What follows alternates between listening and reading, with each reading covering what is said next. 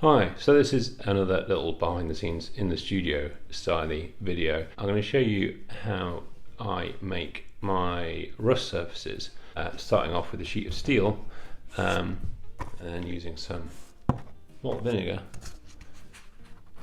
some table salt and a mixture of the two here. Alright, so this is mild steel. It's used for like car body repairs, that kind of thing.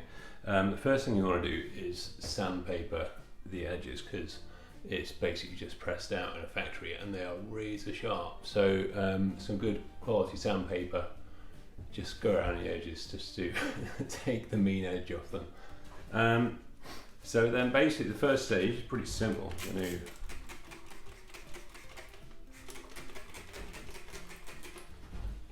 use this mister. We've got salt water and vinegar, and then I'm just going to spray kind of evenly all over it. If you miss any bits, you'll know, because when you come back to it in a couple of days it won't have rusted. We've got some straight up distilled vinegar, so we can put a few more kind of bigger droplets all over it. You can go crazy here and start putting whatever pattern you think is going to look good.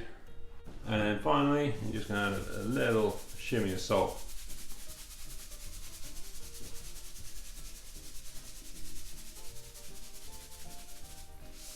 All over the top. So it's going to dry out kind of quickly because there's not a huge amount of moisture on it. So before I go, I'm going to give it another good dousing. The whole process takes maybe a couple of weeks, and you want to make sure it's not in too dry an environment, and you keep adding the water to it so the rust, builds up in a decent layer. So I actually made 4 just to give you an idea of how varied they can turn out, I guess. So some I put more kind of droplets on of the vinegar, like you can see here, and then some with more salt, some with more water. They're all pretty much dry now, so all I'm going to do today is spray some water on them again, and over the course of the next week just let them develop and become more rusty.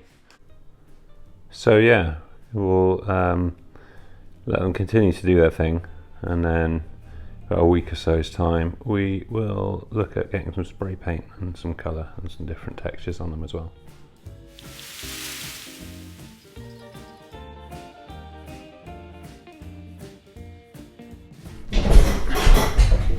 Cool, so this is looking kind of good. It's still actually a little bit damp. I'm going to wash this off now, because if there's a residual salt on it, it's going to continue rusting, so we want to kind of stop that from happening, ideally. So here's one I've already washed off. I shall swap around. So I've washed it off, let it dry for a couple of days.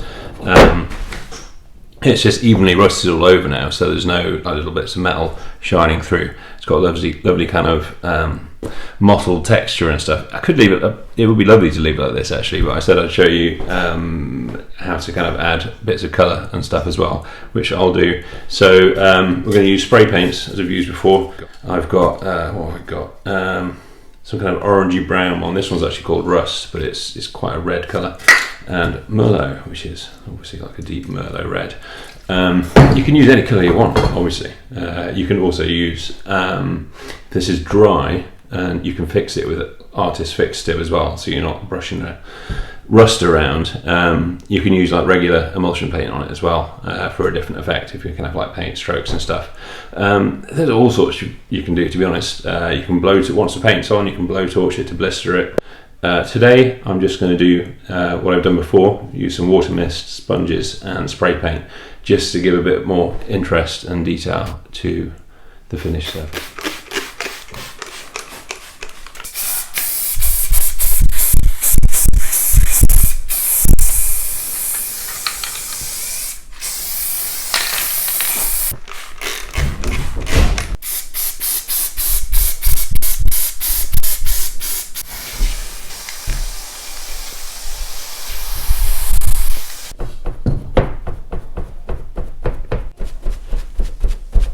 So then all that's left to do, if you're happy with the surface, when it's super dry, I use either Artist Fixative, which is kind of expensive but does the job, or super strong hairspray. You need loads and loads and loads of it just so it fixes the surface, the rust to it. So when you put the final sealant on, which is what I put on all my surfaces, like a matte polyurethane sealant that makes them wipeable for any kind of spills and stuff you get on them. So fixative first, and then matte polyurethane varnish, a couple of coats of. Again, let it dry for at least a day or two. The metal seems to take a lot longer to dry than the wood surfaces. And it's good to go. So it's kind of like a ready-made, distressed, salvaged, quite unique surface really. I like making them, and I think they look kind of cool for moody photography. Yeah, hope you like the video. Let me know if you have any comments on anything else you'd like me to do.